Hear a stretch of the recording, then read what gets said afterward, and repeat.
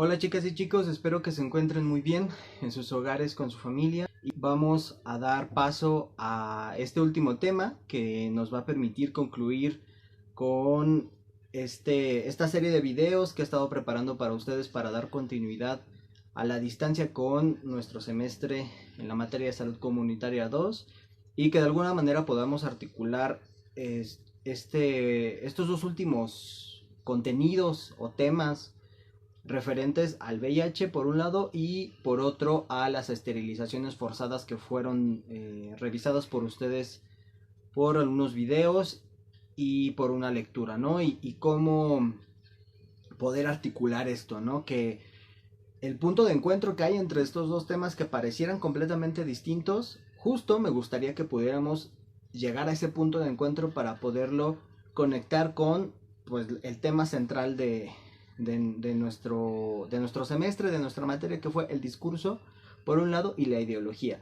Y cómo estos discursos institucionales y estas ideologías dominantes se articulan para, de alguna manera, controlar, regular la sexualidad humana.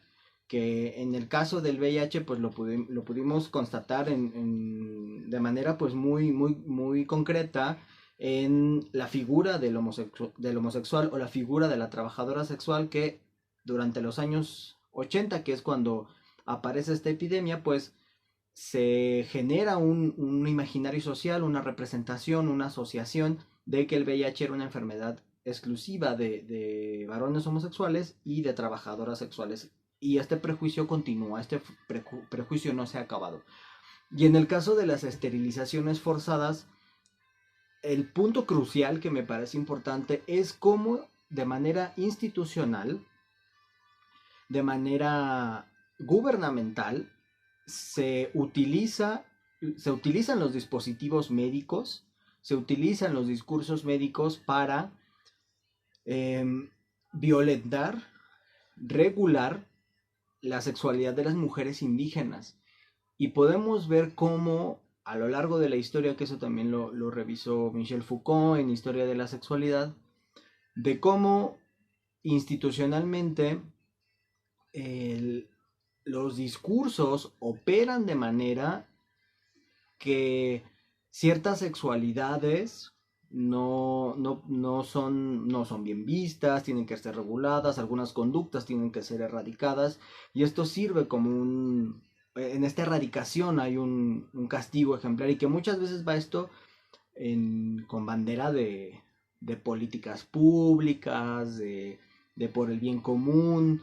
En el caso de las esterilizaciones forzadas, como ustedes lo revisaron, pues tiene que ver con este paradigma de los años 90 de la planificación familiar, pero que es una planificación familiar desde la óptica occidental, desde la óptica de la familia urbana, donde entre menos integrantes haya, pues pareciera que es una familia, esta idea de la familia feliz, la familia que puede eh, mantenerse económicamente, pero claro, esto tiene que ver también con las políticas neoliberales de la época, en las que pues una familia extensa ya no podía solventarse, ¿no? Sino entre menos integrantes, pues va a ser más fácil sobrevivir con el poco dinero que se obtiene en jornadas extenuantes de trabajo para hombres y mujeres que las llevan a cabo. Y entonces me gustaría que pudiéramos articular este tema de que podamos notar cómo estos cuerpos, estas personas, estos grupos que históricamente han sido vulnerados, homosexuales, trabajadoras sexuales, personas trans, personas indígenas, personas de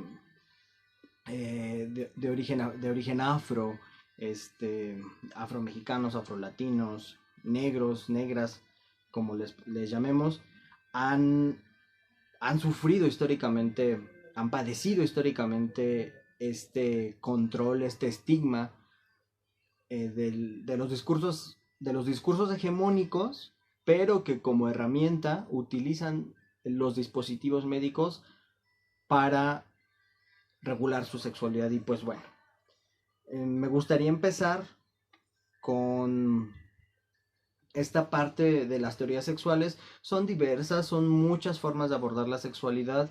Sin embargo, hay teorías que históricamente se han constituido para dar cuenta y tratar de explicar lo que es la sexualidad. La primera de ellas, que ya podemos ubicar en términos científicos, pues son teorías que están ancladas en lo biológico, que están sustentadas en cuestiones evolucionistas, que tienen que ver con la adaptación y que están asentadas en la biología y que definen la sexualidad o que estudian la sexualidad en términos biológicos en el sentido de lo reproductivo, ¿sale? En el sentido de la reproducción, de cómo la reproducción y el desarrollo humano en términos sexuales, el cómo el cuerpo se va transformando con el tiempo, porque el fin es la reproducción, va a ser el eje constitutivo de estas teorías.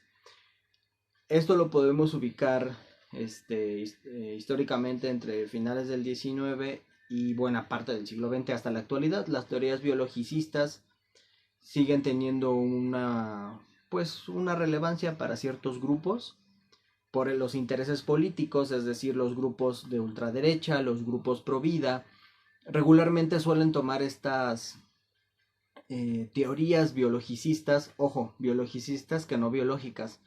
El biologicismo es una forma en la que se trata de determinar todo comportamiento humano, que en este caso sería sexual, en términos biológicos, negando cualquier otro factor como sería social o cultural. Que los biologicismos justo lo que tratan de hacer es dar una explicación con base al cuerpo, en este caso a los genitales. Y estos grupos de ultraderecha pues les fascinan, aparte ni siquiera hacer una buena interpretación de las teorías biológicas, porque las teorías biológicas pues contemplan en la actualidad ya otras posibilidades en cuanto a la sexualidad, pero pues suelen malinterpretar y solo tomar a conveniencia muchos conceptos y muchas partes de la biología para negar principalmente a las personas transgénero y transexuales e intersexuales. Es el principal uso que mal uso que se les da a las teorías biológicas para dar un intento de explicaciones biologicistas, pues que traten de justificar el odio a las personas trans e intersexuales y de alguna manera justificar con un discurso religioso ahí encubierto pues solo la existencia solamente de dos géneros, bueno, que ellos hablan de sexos, de hombre y mujer, y se acabó, pero pues ahí hay un trasfondo evidentemente eh, pues religioso, y religioso en el término institucional, o sea, en términos teológicos, en términos y de ciertas teologías y de ciertas religiones, porque también no todas las religiones y no todas las teologías se basan en esto, o sea, hay una amplias opciones religiosas donde hay una aceptación pues profunda de las personas trans.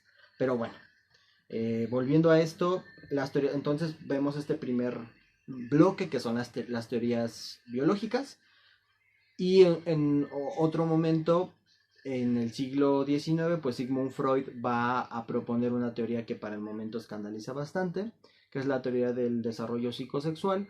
No nos vamos a detener a explicarla, pero es un antecedente muy importante porque permite dar una explicación no biológica a la sexualidad. Evidentemente Sigmund Freud fue pues criticado en muchos países, fue vetado en la Alemania nazi, por ejemplo, se quemaron muchísimos libros de Sigmund Freud en protesta pues por sus teorías tan revolucionarias que estaban rompiendo paradigmas sobre la sexualidad, que ya no era en términos biológicos, sino ya era en términos subjetivos, en términos del inconsciente y del deseo. Y Freud pues descubre que la sexualidad es un factor constitutivo de la subjetividad humana, ¿no? Y los psicoanalistas posteriores pues lo van a retomar la importancia de la sexualidad.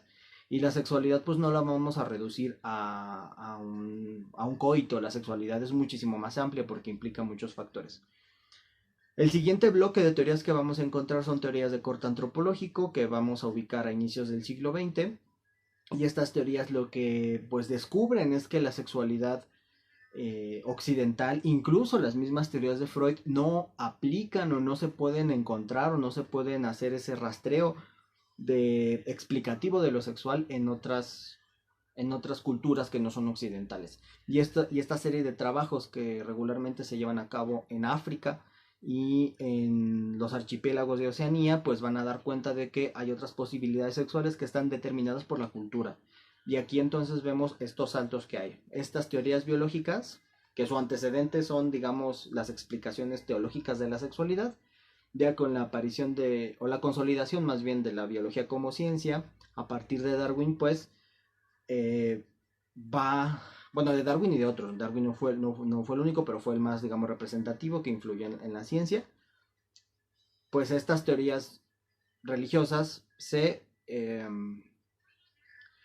le da un giro con la explicación biológica de la sexualidad y no lo vean de manera lineal, o sea, digamos que es más o menos como el tipo de explicaciones que fueron cambiando. Ya con Freud ya no es lo biológico solamente, sino que ya tiene que ver con el inconsciente, ¿no? Por ejemplo, ya con lo antropológico ya no se habla nada más del inconsciente, del complejo de Edipo, sino que entonces ya hay un factor más que es el cultural y que es lo que descubren estos antropólogos y antropólogas pues en su trabajo de campo. Ya en los años 60, con la psicología, digamos que ya una consolidación un poco más estable, y recuerden pues que los psicólogos de la época pues tenían amplias formaciones, no solamente eran psicólogos, sino pues eran regularmente médicos o provenían de otros campos del saber. Y en los años 60, con la aparición de la categoría de género, pues rompe completamente la forma en la que se ve la sexualidad, y la categoría de género pues permite hacer un abordaje distinto a la sexualidad, donde ya no es sigue siendo cuestionado lo biológico, de que biología no es destino, sino que hay una serie de factores sociales y culturales que son los que van a regular, influir e incidir en la sexualidad de los individuos. Por lo tanto, pues los sexos, el género, las identidades, las orientaciones, las afectividades, el placer sexual y las prácticas sexuales no están determinados por la naturaleza, se encuentran configurados histórica, social y culturalmente. Voy a dar rápidamente un concepto de sexualidad. La sexualidad es principalmente la construcción social de un impulso biológico, que es además multidimensional y dinámica. Es decir, la experiencia que una persona tenga de la sexualidad está mediada por la biología, los roles de género y las relaciones de poder. Ahí hay discursos, como también por factores tales como la edad, la condición social y la económica. Esta parte es muy importante porque hablamos de la construcción social de un impulso biológico. No estamos negando la biología. La biología es un soporte. Entender la biología como un soporte del cuerpo, un soporte de la subjetividad, pero que no estamos separados con cuerpo y subjetividad, sino que el cuerpo como base biológica, el cuerpo como soporte, se va configurando con lo social, se va configurando con lo subjetivo, y el cuerpo como lo entendemos y cómo vivimos nuestros cuerpos está entendido, comprendido, sentido y vivido por la subjetividad, lo social, lo cultural y lo histórico. Nuestro cuerpo no, al menos desde Freud, también se piensa que nos alejamos de lo natural hace millones de años, y que no podemos hablar de que nuestro comportamiento es meramente natural, sino que hay algo de lo social, hay algo del lenguaje y hay algo de la cultura que se insertó en nuestro devenir histórico, y que eso fue lo que configuró pues nuestra manera de ver el mundo, nuestra manera de posicionarnos, de nombrarnos y de estructurarnos socialmente. Entonces la sexualidad ya no se refiere nada más a un acontecimiento biológico, sino es todo un despliegue en muchos sentidos. Entonces, esta propuesta, que se las quiero dar rápido, es sobre la teoría sexual de Gayle Rubin. Gayle Rubin es una antropóloga que a finales del año 20, pues del siglo XX, perdón, hace una propuesta de la sexualidad que a mí me parece muy interesante, porque en su propuesta da cabida a estos grupos sociales, a estas corporalidades, a estos sectores vulnerables que son castigados, regulados por el discurso institucional en términos de su sexualidad, y que el discurso médico aparece aparece para patologizar la sexualidad. Gayle Rubin nos dice que el reino de la sexualidad posee también su propia política interna, sus propias desigualdades y sus formas de opresión específica. Ahí entonces ya está diciendo que sí, hay una parte social, histórica, porque si hay algo social, histórico, cultural, por lo tanto debe de haber desigualdades y debe de haber opresión. Y esto es muy importante porque entonces ya está politizando la sexualidad. Ya no nada más es hablar de la sexualidad en términos médicos, sino es meterle el factor político, el factor económico y el factor social. Y si metemos estos factores, pues los discursos y las ideologías pues pueden ser una herramienta categórica muy interesante para analizar la sexualidad. Menciona que el esencialismo sexual está profundamente arraigado en el saber popular de las sociedades occidentales, que consideran al sexo como algo eternamente inmutable, asocial y transhistórico, es decir, que siempre ha sido de la misma forma y de la misma manera la sexualidad a través de los tiempos. La sexualidad se ha analizado en términos fisiológicos, psicológicos e individuales, como si ésta estuviera en las hormonas o en la psique. Nunca encontramos al cuerpo separado de las mediaciones que le imponen los significados culturales. Una vez que se comprende el sexo en términos de análisis social e histórico, será posible una política sexual más realista. Esto es radicalmente propositivo y muy, muy importante porque va a permitir que, para el momento en el que ella está escribiendo, que grupos LGBT y feministas la sexualidad la empiecen a considerar o empiecen a incidir en la sexualidad como una cuestión política, que no tiene que ver con algo privado, porque la sexualidad tradicionalmente se considera del orden de lo privado, pero cuando se politiza es del orden colectivo. Y si es del orden colectivo, entonces habría formas de poder transformar la visión que tenemos sobre la misma. Aquí es lo importante. Gayle Rubin habla de un sistema jerárquico de valor sexual. Las sociedades occidentales modernas evalúan los actos sexuales según un sistema jerárquico de valor sexual. En la cima de la pirámide erótica están solamente los heterosexuales reproductores y casados. Justo debajo están los heterosexuales monógamos no casados y agrupados en parejas, seguidos de la mayor parte de los demás heterosexuales. Es decir, en esta pirámide, el ideal occidental es la pareja heterosexual casada en edad reproductiva. Son la cima, es el ideal occidental en términos sexuales y en un término de un sistema jerárquico. El sexo solitario, es decir, la masturbación, flota ambiguamente, o sea, como abajito de estas prácticas heterosexuales. La masturbación se ve como una especie del sustituto inferior de los encuentros en pareja. Las parejas estables de lesbianas y gays están al borde de la respetabilidad, pero los homosexuales y lesbianas promiscuos revolotean justo por encima de los grupos situados en el fondo del mismo de la pirámide. Es decir, ahí ya empieza a causar ruido la homosexualidad, que si bien si el homosexual o la lesbiana se ajusta a los parámetros heterosexuales de la monogamia, todavía es respetable, y eso entre comillas, pero cuando ya aparecen prácticas sexuales de múltiples parejas, ella utiliza promiscuo, es un término de la época, o un término que quizá todavía no lo ha cuestionado, ahí es donde ya empieza a hacer ruido. Y aquí viene lo interesante.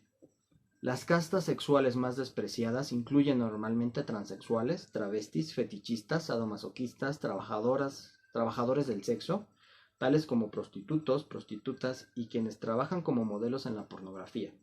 Y la más baja de todas, aquellos cuyo erotismo transgrede las fronteras transgeneracionales, es decir, los pedófilos, hace referencia a los pedófilos. Estas llamadas castas sexuales, aquí es donde me gustaría que pusiéramos un énfasis, porque ella está hablando pues desde su enunciación como autora, como investigadora, desde su mundo, y si escuchan ese ruido, no sé qué sea, creo que es acá arriba.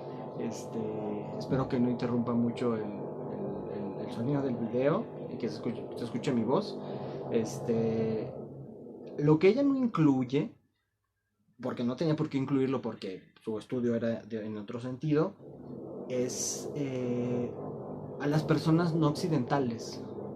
Y yo incluiría ahí a las personas indígenas, que como ustedes vieron en los videos y en la nota, la sexualidad de las personas indígenas es regulada o ha sido regulada por el Estado en ese sentido, y cómo las esterilizaciones forzadas pues es un ejemplo de cómo las sexualidades, aunque sean reproductivas, o sea, son sexualidades reproductivas de las mujeres indígenas, aún así no tienen, no son válidas, no entran dentro de esta lógica occidental de la sexualidad, y que de alguna forma esta sexualidad y no solo en mujeres indígenas, o sea, también personas, aquí vamos a pensar en la sexualidad de personas indígenas, la sexualidad de personas discapacitadas, la sexualidad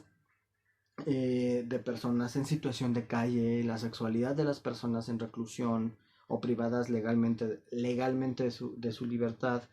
eh, Digo, ese es el término correcto que ya se usa sobre las personas que están en cárcel. O sea, esas sexualidades ni siquiera las contemplamos o ni siquiera nos pasan por aquí. O sea, es algo que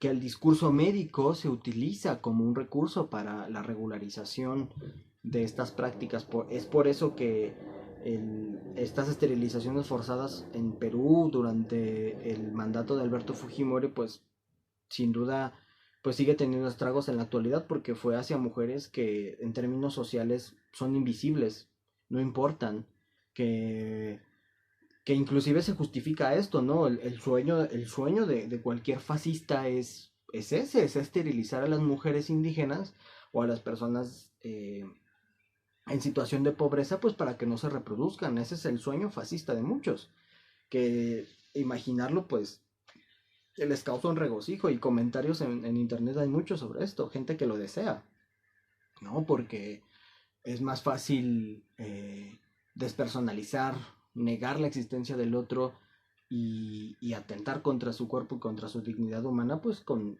una justificación médica.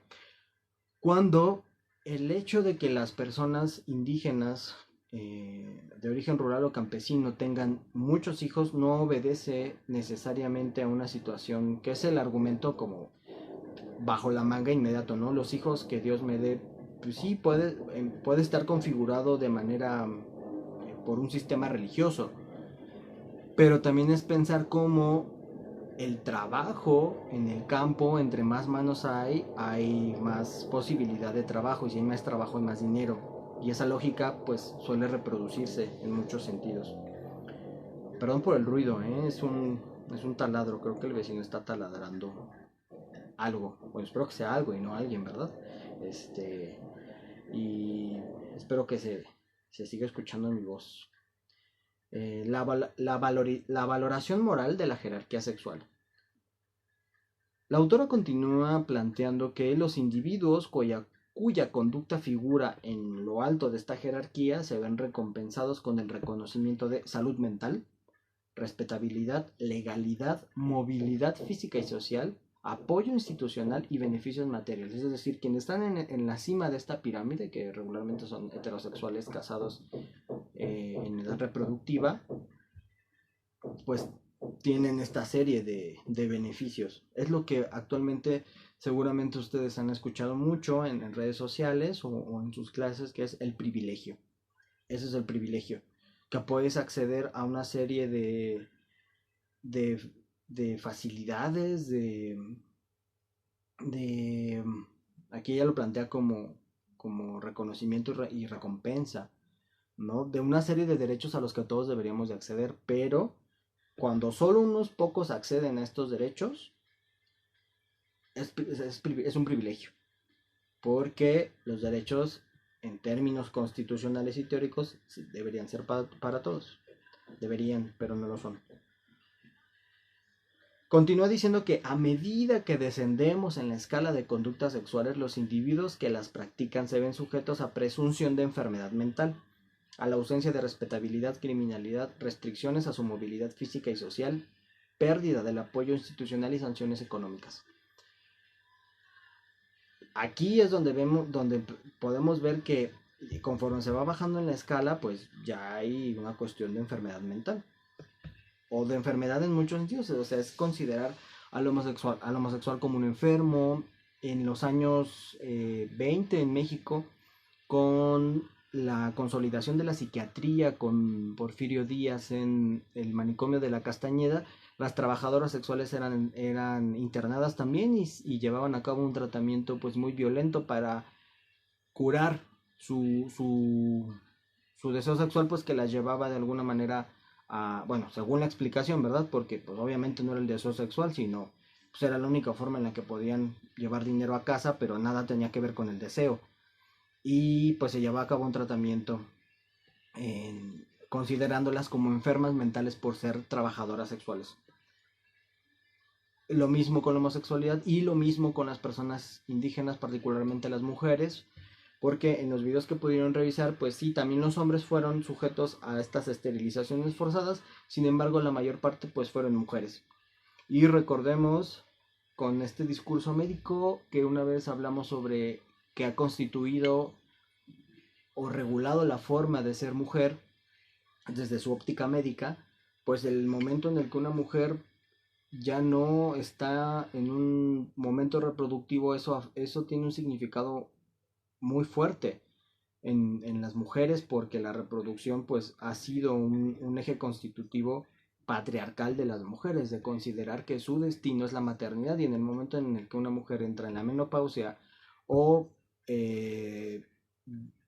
ya no está en edad ya no está en una edad reproductiva porque pues la esterilizan. Esto tiene un impacto emocional muy fuerte y un impacto simbólico pues tremendo.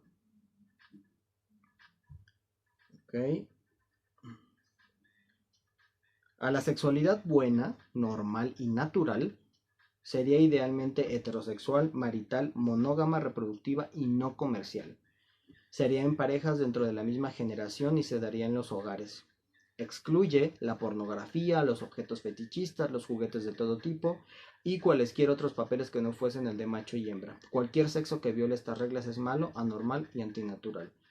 Y esto es un posicionamiento bastante fuerte porque, pues entonces, en la normatividad de la sexualidad, donde el discurso médico ha contribuido mucho con esto, pues justifica, ¿no? Este tipo de conductas eh, que salen de esta normatividad heterosexual. El sexo malo es el homosexual, promiscuo, no procreador, comercial o el situado fuera del matrimonio. Será la masturbación, las orgías, el encuentro sexual esporádico, el cruce de las fronteras generacionales y el realizado en público o al menos en los arbustos o en los baños públicos.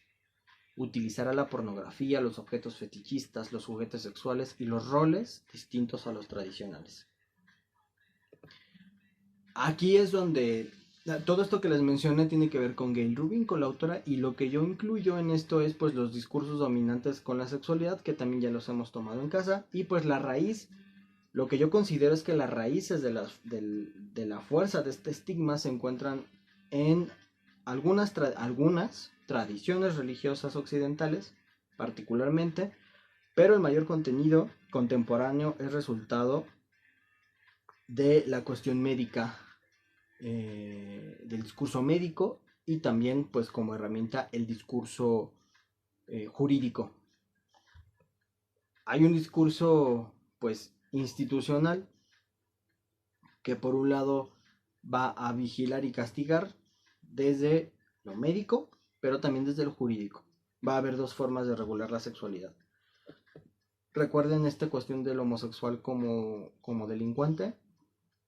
Ya les conté, ¿no? La trabajadora sexual como enferma, también como delincuentes. A muchas se les sigue considerando delincuentes, que habría que hacer una distinción con pues la delincuencia, que sí es la explotación sexual de las mujeres, y pues todo el debate que hay entre trabajo sexual, prostitución, que son debates feministas muy interesantes que nos permiten cuestionar hasta qué punto pues se puede hablar de la abolición de la prostitución, hay feministas que están en pro del trabajo sexual, son diferentes cuestiones que en mi caso como investigador no me competen, porque obedece más a la experiencia de las mujeres y a lo que ellas mismas consideran en cuanto a las teorías feministas.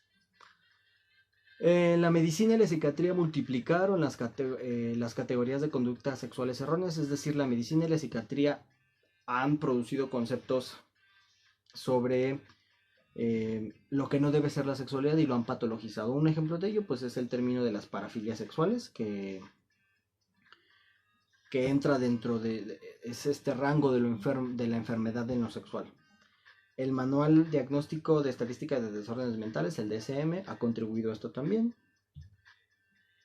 Y la sexología. La sexología es un campo de la medicina. La sexología, al ser un campo de la medicina, difícilmente va a poder articular lo biológico y lo subjetivo y no va a poder despegarse de la patologización de la sexualidad. Otro concepto que me parece, bueno, no que me parece que es patologizante, pues el de los trastornos de la identidad de género, que ya se retiró del DSM, pero quedó la disforia de género, pues que sigue siendo algo patologizante.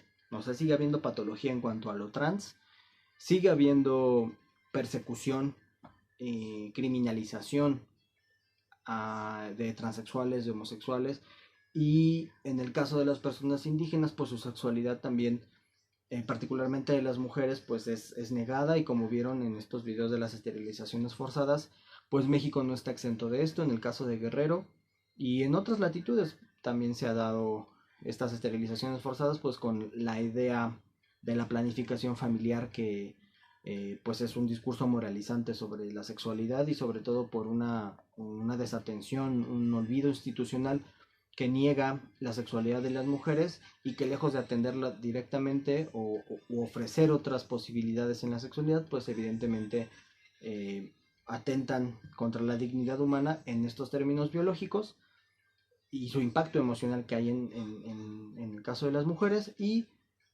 cómo pues el discurso médico pues aparece nuevamente. Les voy a enviar la lectura en la que me basé para la clase de hoy, y la presentación con la que me estoy basando, para que puedan revisarlo y que puedan de alguna manera pues orientarse en cuanto a esta forma de ver la sexualidad, y cómo pues los discursos influyen nuevamente en la regulación de la sexualidad, y cómo estas explicaciones médicas, sin duda pues médico-biológicas, no permiten ver más allá, porque recuerden que la medicina no ve personas, no ve sujetos, sino ve organismos, y la sexualidad, en menos en términos psicológicos y antropológicos, ve personas, ve cuerpos, ve sujetos, y cómo la sexualidad se constituye a través del deseo y del lenguaje, cosa que el discurso médico-biológico no va a ver, porque es imposible captarlo, es imposible encapsularlo, y es imposible hacer una predicción de esto. El deseo es impredecible, y por eso escapa de alguna manera de este discurso, aunque ha tratado de encapsularlo con el discurso biológico, pero es imposible. Por eso les invito a que, si les gustan los temas de sexualidad, lo puedan enfocar pues un poco más al término de ciertas también ramas de la psicología, y de los aportes antropológicos, de las teorías de género, y principalmente pues los aportes de las compañeras feministas, que sin duda están desmontando y tratan de desmontar la sexualidad en términos patriarcales, que eso me parece fundamental para poder generar otro tipo de relaciones afectivas, amorosas, sexuales, que salgan de esta lógica violenta, porque termina regularmente en situaciones atroces que ustedes ya conocen, como pues asesinatos, violaciones, que utilizan lo sexual como medio y no como fin para dañar y lastimar a las mujeres. Espero que estos videos hayan servido para dar continuidad a estas clases de alguna manera. Espero haberles transmitido algo de de esta, pues de esto que he preparado para ustedes. Y pues espero verles pronto. Cuídense mucho y nos vemos.